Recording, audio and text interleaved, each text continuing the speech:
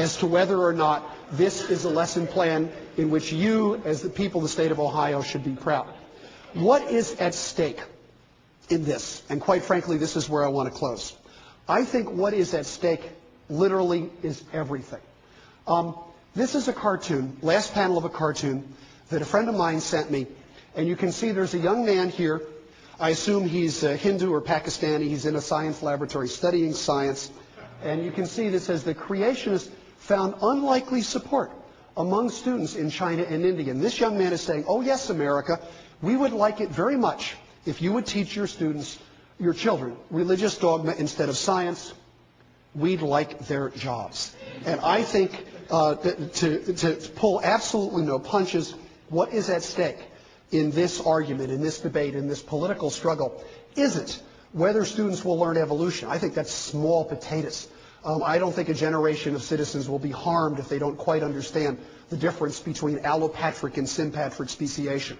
I think what is difficult is to contemplate a generation of Americans growing up with a wedge driven between them and science. And the intelligent design movement proposes to drive exactly that wedge, which is aimed to produce what they call a theistic science. If that happens, then something that all of us in this room have taken for granted during our lifetimes is going to change. And that something is that the United States is the worldwide leader in scientific research and technology. If we put that mantle down, and I think this movement has the potential to cause that to actually happen, a dozen nations around this world will eagerly pick it up, will take scientific leadership from us, and will never give it back. And that is what is at stake in Ohio and every one of the American states. Thank you very much for coming tonight.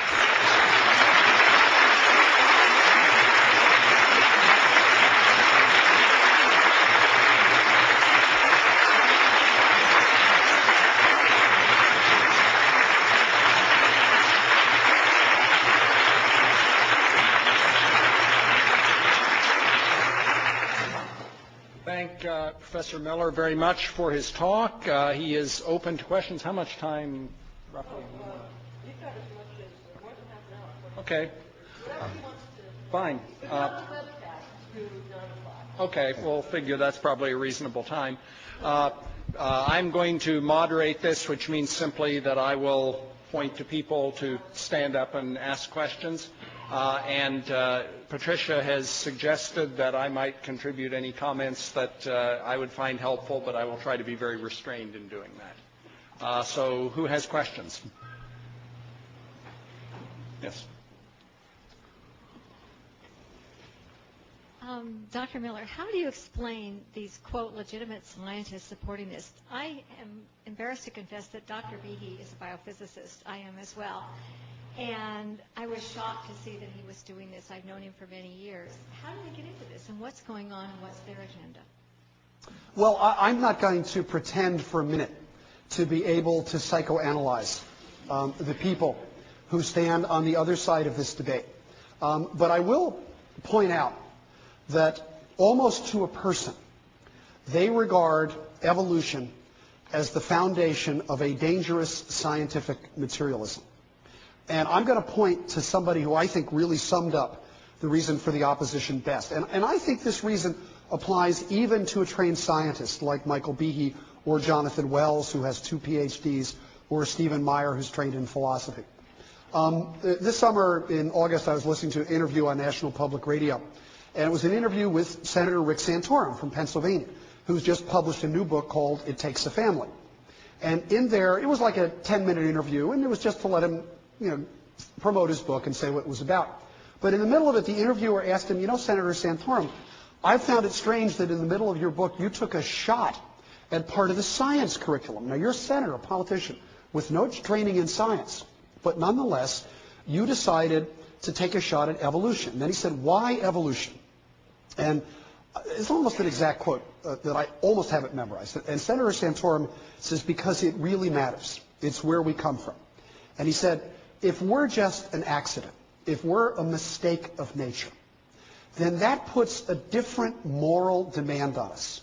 And he thought for a second and said, in fact, it doesn't put a moral demand on us. Then if we are the intentional creation of a supreme being who does make moral demands. Now think about that. Because what he said is that if evolution is right, morality is an illusion.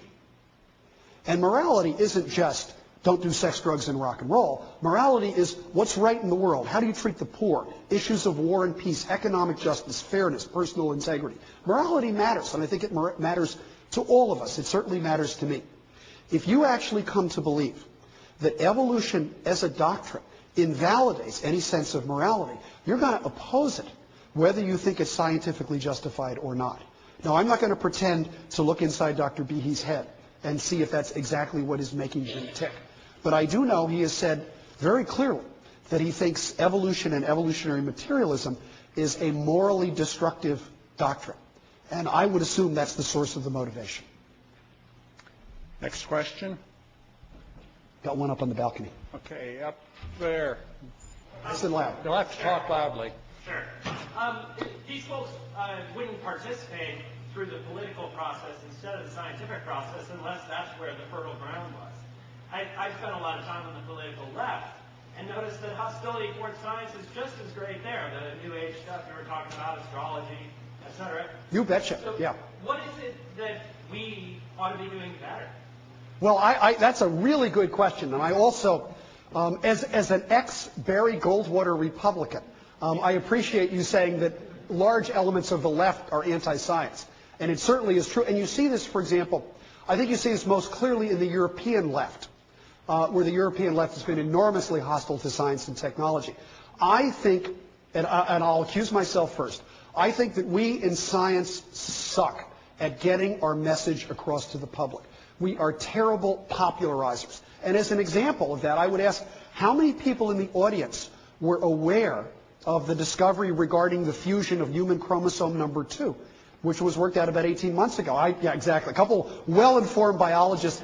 But aside from that, that should have been popularized. That should have been on the evening news, and there should have been sort of the Carl Sagan types writing about it and talking about it.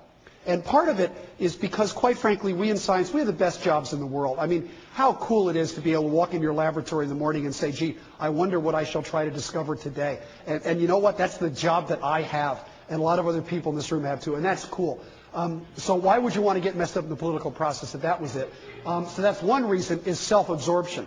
Another reason, I think, is a terrible and ultimately self-destructive tendency in the scientific community to look down our noses at popularizers. Example, Carl Sagan, who I think was the most effective popularizer of science in the last 30 or 40 years, in many circles was looked down upon by his colleagues in the astronomical and physical science community.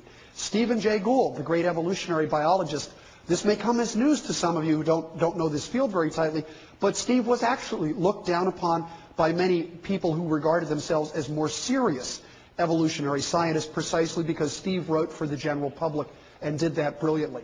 Until we in the scientific community, A, do a better job of popularizing science, and B, begin to reward our best messengers to the public sphere, I think science is going to take heat from both the left and the right.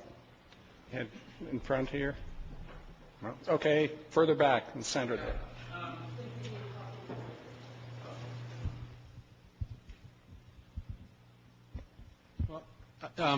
Speaking from the left,